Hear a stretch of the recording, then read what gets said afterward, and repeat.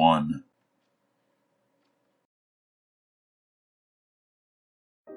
When I was 14, I would spend the summer holidays away from school at home.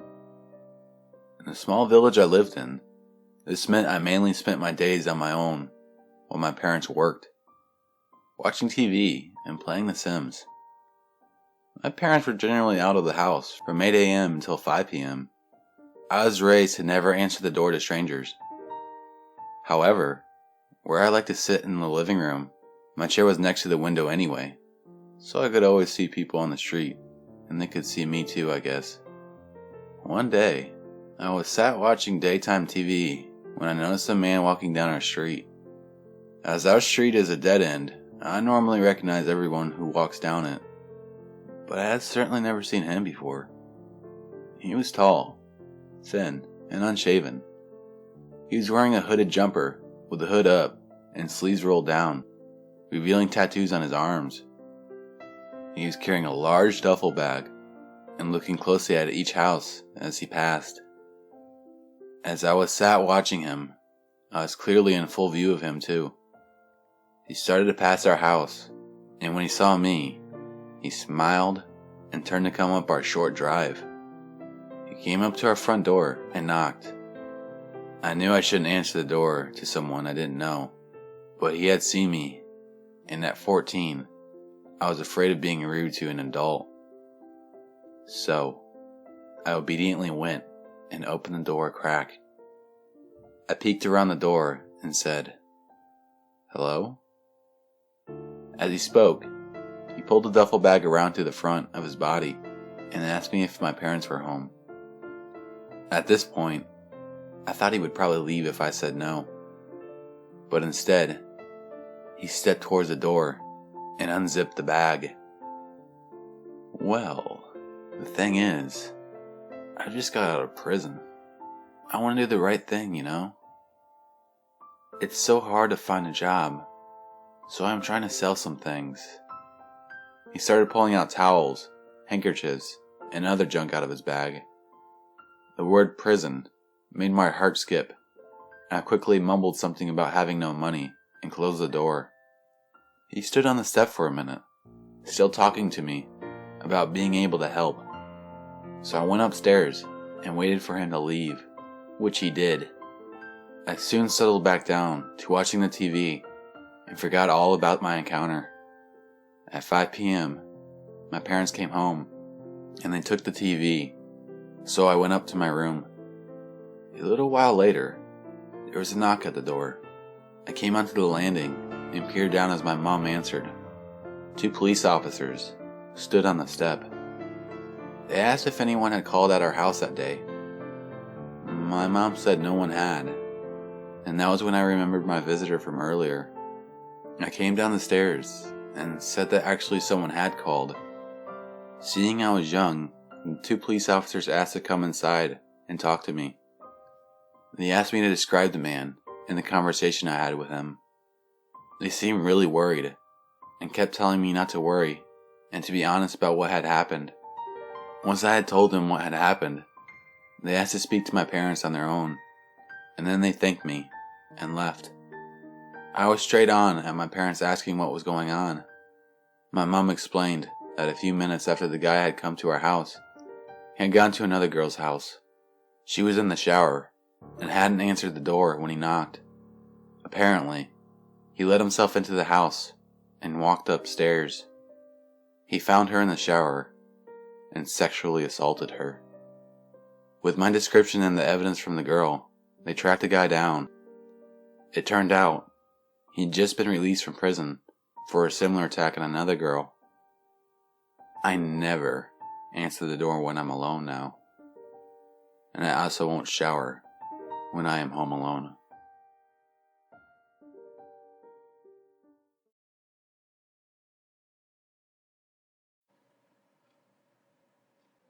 Number 2.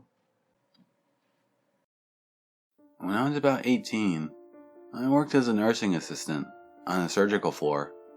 We got a range of patients that varied from gallbladders to knee replacements. I worked with another assistant, and we split the floor in half. She got one hallway, and I got the other. She went on break, so I responded to the call lights in both halls. One of her patients rung out, so I went to help.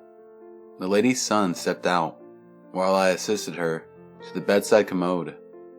I came out and told him I was done and he could go back in. Instead, he chose to talk to me. We exchanged some small talk and he went back into the room when his mother called for him. The other assistant came back and I continued working. I went to chart at the nurse's station and the son came out and began chatting with me again. I didn't think much of it. It was the middle of the night. Nothing good was on TV at this time, and I assumed he was just bored.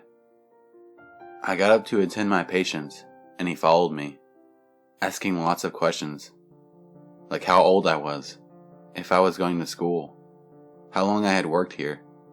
He even waited outside patients' rooms till I came out. I should have mentioned earlier that this guy did not have the usual creeper vibe. He was a clean-cut guy, perhaps in his late 20s. He was charming and funny. I guess his appearance delayed my creeper sense, and I dismissed his behavior as being socially awkward. He continued to follow me and talk to me, and I tried to drop subtle hints that I had a boyfriend, although I didn't. Towards the end of my shift, he became a little more aggressive. He told me, "Well, I guess I'll just have to kill him," referring to the boyfriend I spoke about. He said it with a laugh, and then told me he would walk me to my car when my shift was over. He then left to check on his mother. At this point, I was creeped out. It was the end of my shift, and we gave a report to the day shift assistants. I had told my coworker what had happened with the son, so she checked the hallway before we left, and we took a little known path to the parking garage.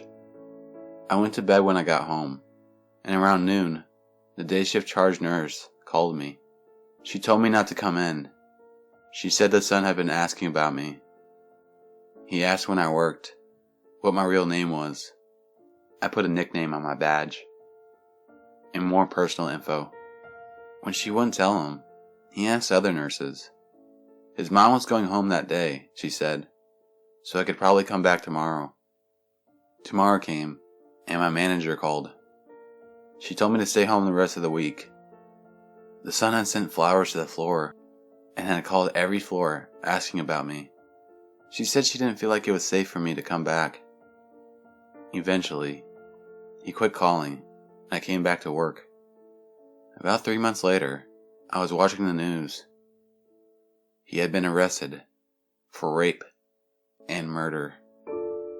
So, creepy son, let's not meet again.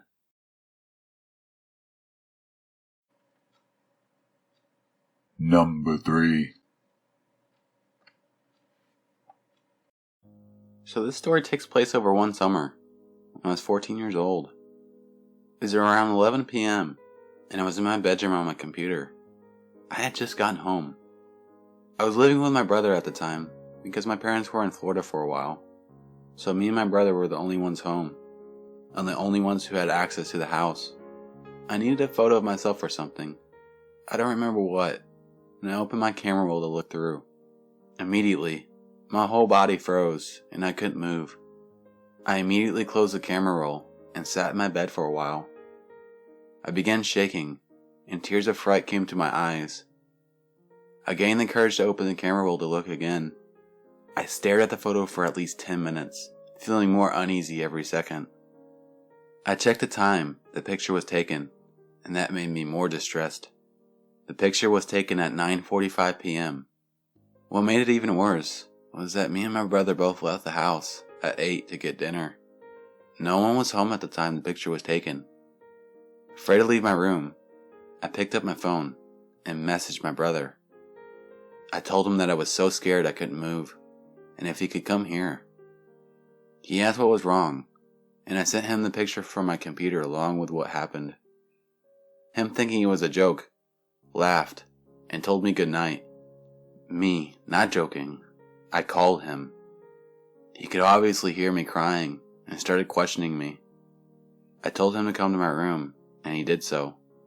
He entered my room with a golf club for protecting.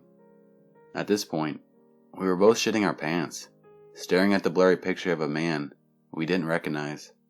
We decided to go check out the house to see if anyone was home. So we proceeded to swipe through all 4 floors of our house. We didn't see anything sketchy in the top 3 floors. So we walked down to the basement. We walked down the stairs, and my brother leaded the way. "Shit," he whispered. I looked to the back corner of our basement, where the cellar door that leads to the outside is. The door, and the hatch thing that covers the steps to the outside, were both open. After this happened, we called the police, and showed them the picture and told them the story. They told us to lock our doors, and call them if we heard or saw anything. Of course, we locked the doors, and both sat in the room for the rest of the night. Whoever was in our house, and on my computer, must have opened the computer and opened the camera accidentally. He must have accidentally pressed spacebar while the camera was open in the background, and snapped a picture of him. I still wonder why someone would just break into a house for nothing. Nothing was stolen.